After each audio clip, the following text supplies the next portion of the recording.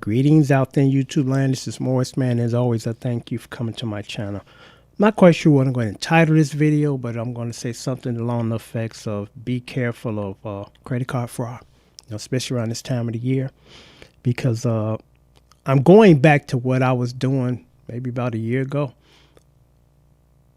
If I have access to my account online to look at the balance every single day, I write them down like PayPal now. I write it back down every day. If I spent money, it'll reflect it the same day instead of you don't pay attention and then you look up and you see some discrepancies in the balance, because I have a PayPal MasterCard and I hadn't looked at it in a while because I'm like, well, I make my payment once a month and everything seems to be in order. So something triggered me to go in and look at it, because I wasn't going to look at it yet to the next cycle, which is actually tomorrow. And I noticed, because I remember my last balance and I looked at it, it was like $400 more, because I've been getting a lot of that. You really got to pay attention to your credit card companies, because you think that they're on top of it. And if there's a problem, they let you know or whatever. No. I'll say almost half of my credit cards every week or month, I got to call them or have an issue with them, or not necessarily issue with them, but they're not paying attention and my balance is not what it is. Because again, my MasterCard balance is like an additional $400. I'm like, I know damn well it should be this high.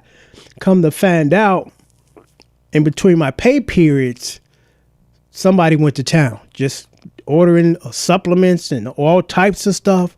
And I called them. I'm like, because it allows you to look at about maybe 2 to 3 weeks back, but you can't go no further than a month. And apparently in October, somebody just went to town to just ordering stuff, and they made their adjustment. And I'm like, the number still ain't right. So then they made their final adjustment. Come to find out, I had like an additional $600 on my card that I did not charge. And I asked the lady, I'm like, how is this done? It's different if somebody stole the card, I lost the card, somebody found the card. Because I'm like, whenever anybody that has a card, when they place an online order, you got to get a number, the expiration date, and then that code on the back. I'm like, how did they get the code? Because I physically have the card. And she said this. She said, usually this is what happens. You order something from a reputable company, say for instance, Amazon, and then the hackers go in and steal your data. And that's what I have been saying for the longest. I'm like, if I don't have to, I do not allow them to get my information like that. Like with eBay, I've been going back and forth with eBay for over a year. We changed our policy or how we do things, because you used to just pay through PayPal and be done with it. That's the purpose why I got PayPal. So I have to enter my credit card information. And PayPal is quick on handling issues. They freeze the money in a minute to find out what's going on. But unfortunately,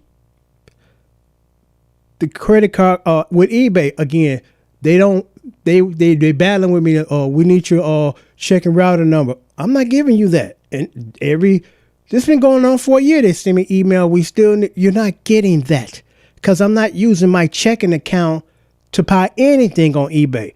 I use my PayPal. I don't even use my credit card unless it's absolutely important or necessary, and I don't.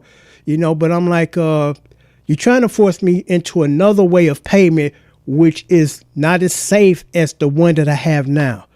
You are not getting my router number. I don't sell on there anymore. So I'm just a buyer. And I'm like, I can use my PayPal for the buying. And again, they trying to pressure me. I'm like, you're not getting that. It's like when I go to like CVS and they ask for certain information, phone number, here's my cash. We're done.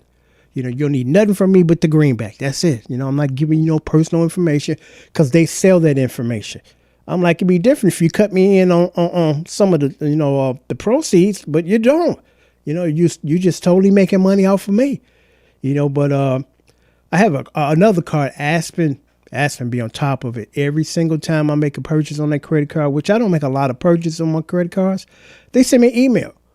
This was, charging your card on this date. I'm like, cool, because if I didn't charge it, when I get that email, it's a tip off to say, hey, somebody in charge, fraudulent charges. But unfortunately, PayPal, MasterCard, they sit back and do nothing. If I wouldn't have not caught that discrepancy, which eventually you do, but the criminals are long gone by then. If I would have not caught that, I would have been paying an additional $600. So be careful. Check your balances. Don't give the credit card companies the benefit of the doubt. Or they're going to handle it. Yeah, right. But I just thought I acknowledged that or mention that because I couldn't understand, like, how is this being done? Because, again, it's not like, again, someone stole the card or I lost the card and they're using it. All of those purchases were done online, every single one of them. But hopefully PayPal and all these other credit cards will follow suit with Aspen.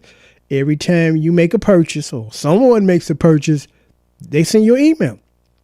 They tell you how much it was charged, and also it'll tell you, the amount. So be careful out there. If you can, check all your statements every single month, because I've had other discrepancies with other credit cards too. I'm like, why's my balance this high? So until next time, take care, and thanks for watching, and always just be on the lookout.